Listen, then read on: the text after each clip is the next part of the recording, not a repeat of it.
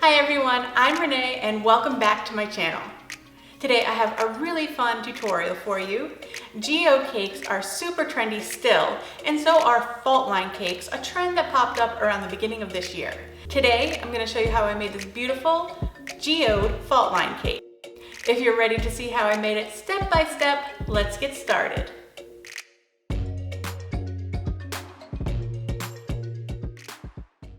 For this cake, I baked 3 8-inch rounds of my chocolate cake, a recipe I will link below, and then I leveled the tops of each layer. I used a little bit of buttercream to attach the bottom layer to a cake board, and then I filled this cake with some delicious vanilla Swiss buttercream. I'll have that recipe linked down below as well. Once the cake was filled, I gave it a nice crumb coat. Then let the cake chill for a little bit to firm up.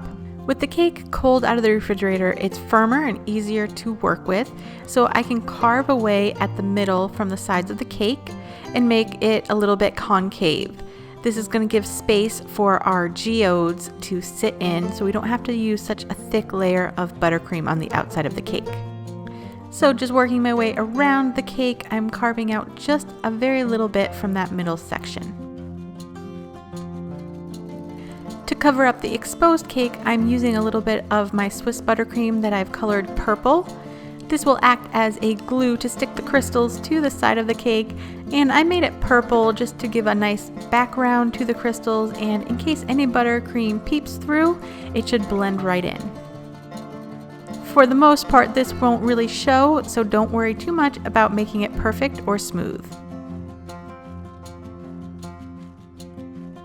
For my crystals, I'm using rock candy, and I have 2 types. One was just a bag. I was able to buy a pound of loose rock candy, and these other ones are larger crystals, and they came on a rope. I used a rolling pin to smash the pieces off of the string, so I was left with these nice big chunky crystals. I'll have these along with all of the supplies linked in a list in the description box. Then for the crystal placement, I started with the larger crystals and worked my way around the side of the cake, just randomly placing them here and there, leaving plenty of spaces that I'm going to fill in with the smaller crystals. But I think that these nice chunky crystals are going to really enhance the look of the cake.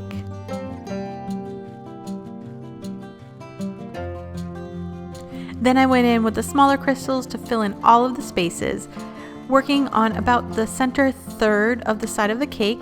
Just fill in all of the gaps and place those crystals to fill in the look of this geode.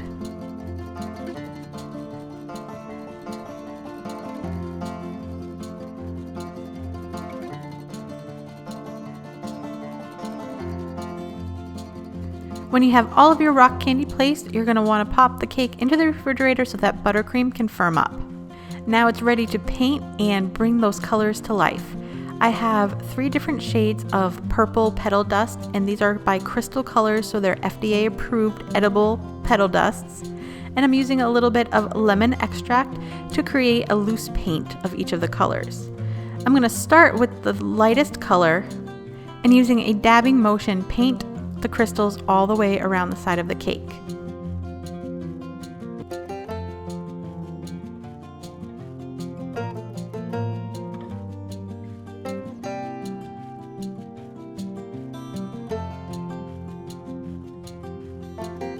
Then I used some of the brighter pink or purple to create some highlights here and there around the cake.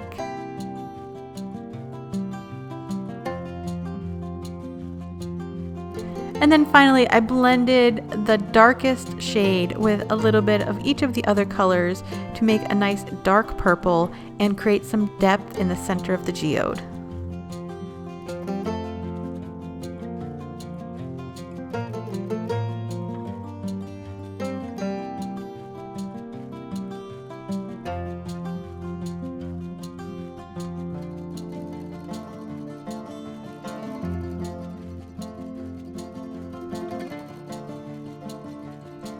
And now it's really starting to come together. It looks like a beautiful amethyst.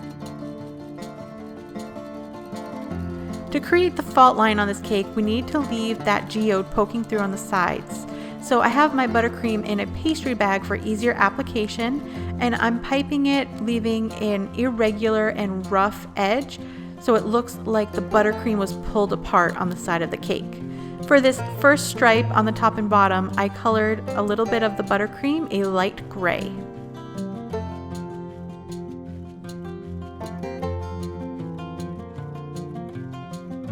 Then I filled in the spaces with uncolored vanilla buttercream.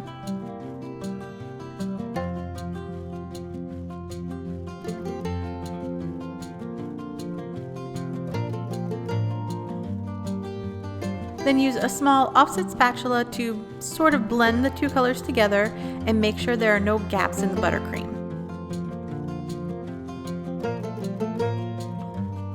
Ice the top of the cake and then smooth everything out.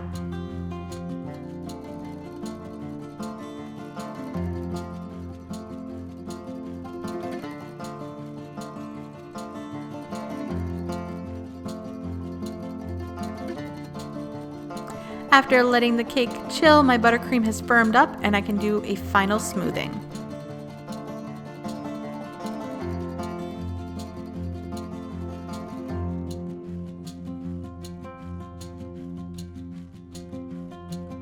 Then I just used a clean paintbrush to clean up any buttercream that may have gotten someplace I didn't want it.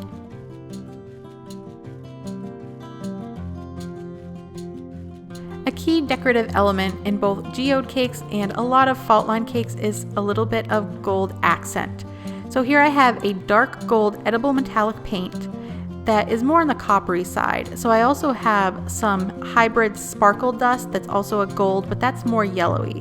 So I'm mixing them together along with a little bit of lemon extract to thin them out to get a gold color that I'm happier with. And it was important that I come up with an edible alternative to a gold highlighter because this is a buttercream cake.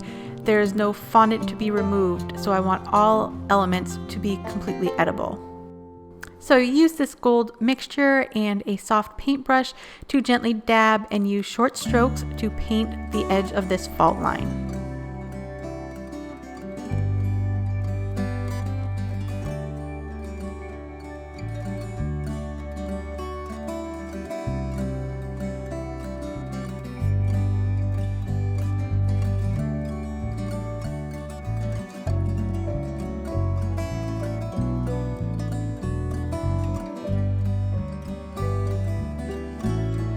I colored some of the smaller rock candy to decorate the cake.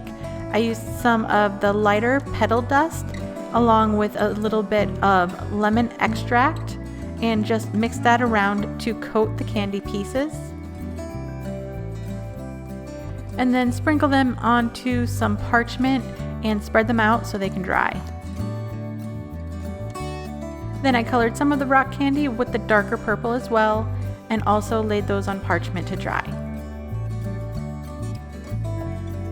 I prepared some buttercream to decorate the top of the cake. I have my purple buttercream and I'm sprinkling in a little bit of the darker purple petal dust, which is essentially a powdered food coloring. And I'm going to stir it in but not mixing it completely. I want that darker purple to kind of stripe the lighter purple buttercream. For the top of the cake, I started by sprinkling a little bit of my colored rock candy in a ring around the outer edge of the cake.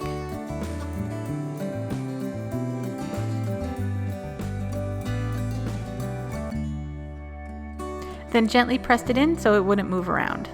Then I have my buttercream in a pastry bag fitted with a 1M tip, and I'm going to pipe swirls around the top of the cake.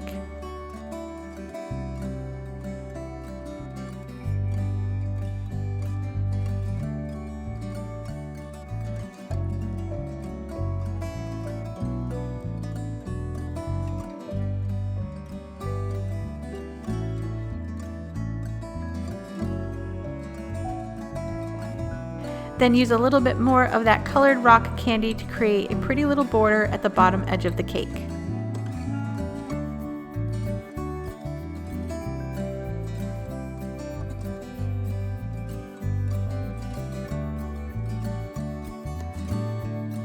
And this beautiful cake is finished. I hope you liked this video. If you did, give it a thumbs up. And this is not the first fault line cake I've made. I do have footage from a floral version I made months and months ago. If you'd like to see that video, let me know in the comments below.